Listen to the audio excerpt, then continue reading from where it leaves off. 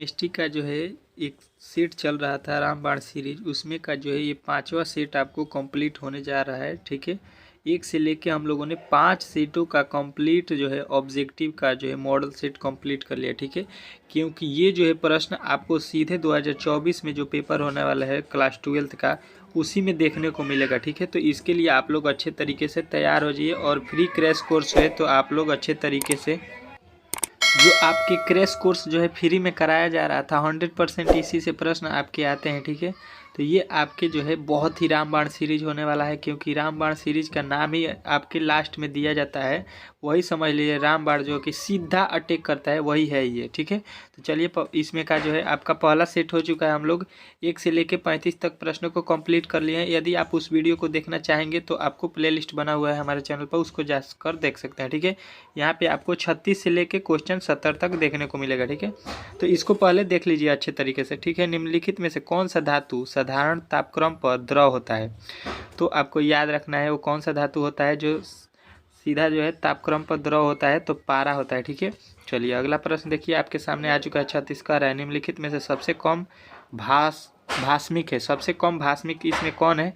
तो आपको बताना है NCl3। NCl3 जो है कम सबसे भास्मिक है। ठीक है, चलिए अगला प्रश्न देखिए आपके सामने आ चुका है।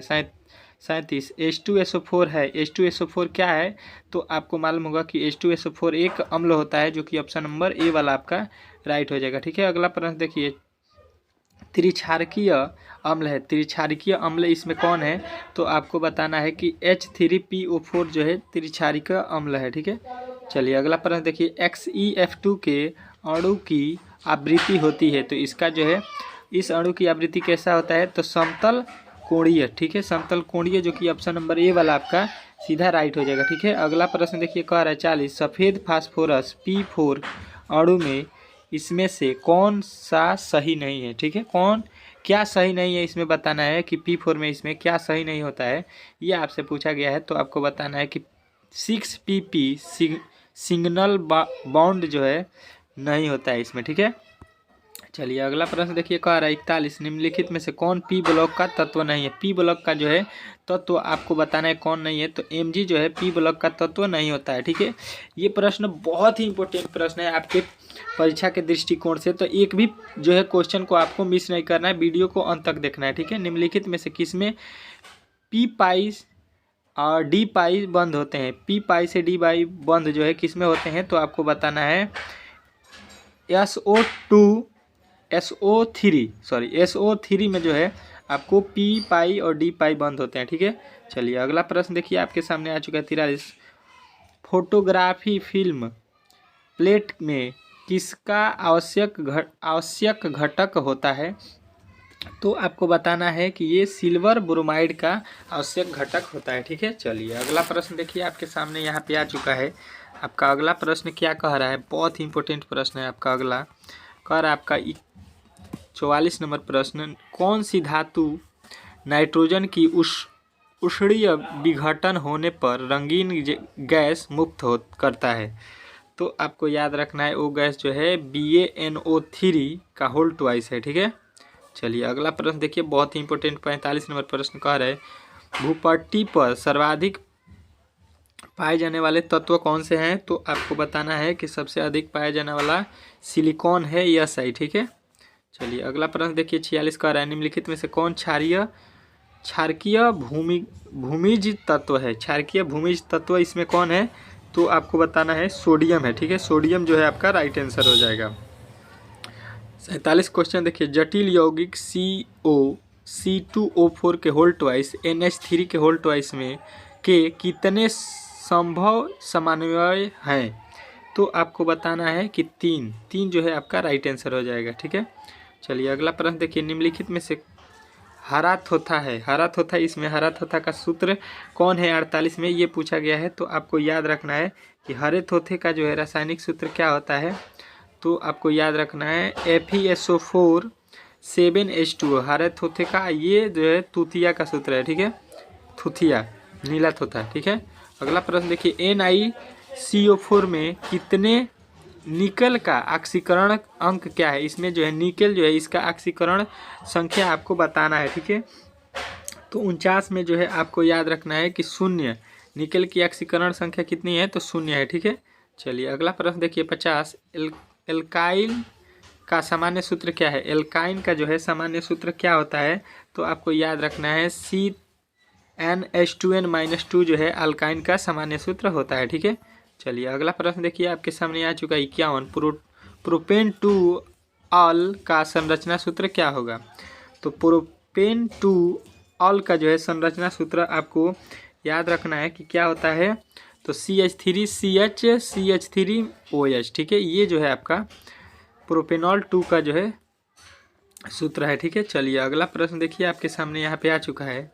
आपका अगला प्रश्न कह रहा है 52 नंबर, आपका अगला प्रश्न 52 जो है आपके सामने आ चुका है। कह रहा है बेकेलाइड फिनाल से किसके साथ अभिक्रिया द्वारा प्राप्त होता है। तो ये जो है आपको याद रखना है कि ये फार्मल्डिहाइड के साथ अभिक्रिया करके प्राप्त होता है, ठीक है। चलिए अगला प्रश्न देखिए 53, CH3OH, CH3 का IUPAC नेम क्या है। इसका IUPAC नेम जो है आपसे बार बार पूछता है, ठीक है।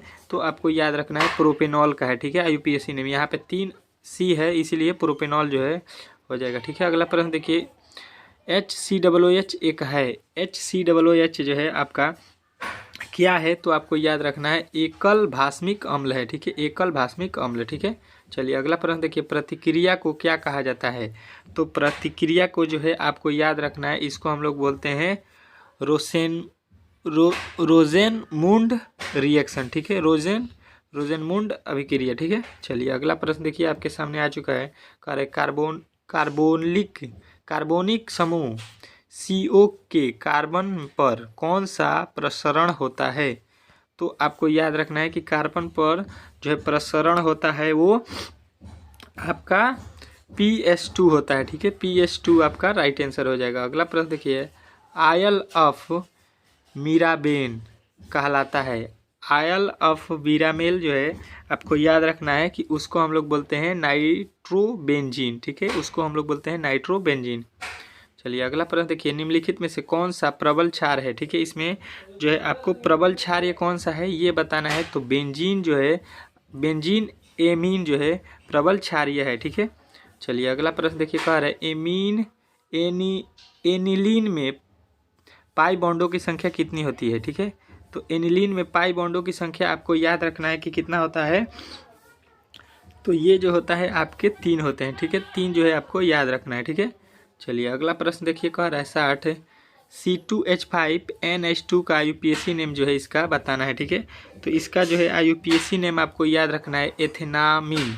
एथेनामीन जो है आपका IUPAC नेम इसका है, ठीक है।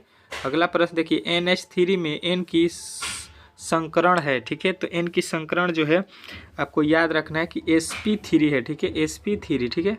चलिए अगला प्रश्न देखिए कह रहे हैं कौन अत्यधिक क्षारीय है, ठीक है। क्षारकीय, तो इसमें अधिकीय कौन है क्षारीय तो आपको बताना है CH3 के होल ट्वाइस NH, ठीक है। CH3 के होल ट्वाइस NH जो है क्षारकीय सबसे अधिक है, ठीक है। चलिए अगला प्रश्न देखिए 63 नंबर कह रहा है। आपका 63 नंबर प्रश्न यहाँ पे आपके सामने कह रहा है देखिए प्राकृतिक बहुलक है। प्राकृतिक बहुलक इसमें कौन है ये आपसे पूछा गया है। तो आपको बताना है रबड़ या क्षारक जो है प्राकृतिक बहुलक होते हैं, ठीक है। चलिए अगला प्रश्न देखिए आपके सामने यहाँ पे आ चुका है 64 नंबर, पॉलीमर बनाने की सबसे छोटी इकाई कहलाती है।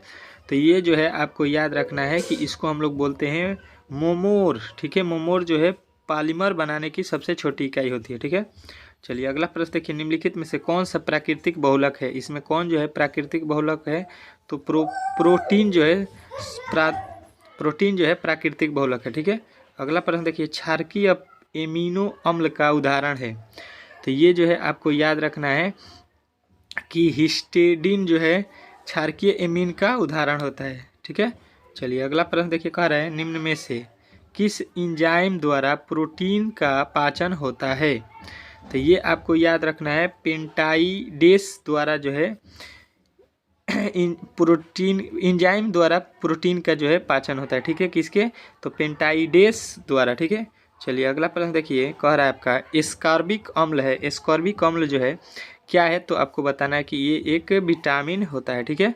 चलिए अगला प्रश्न देखिए आपके सामने आ चुका है औषध जो दर्द निवारण का कार्य करता है कहलाता है।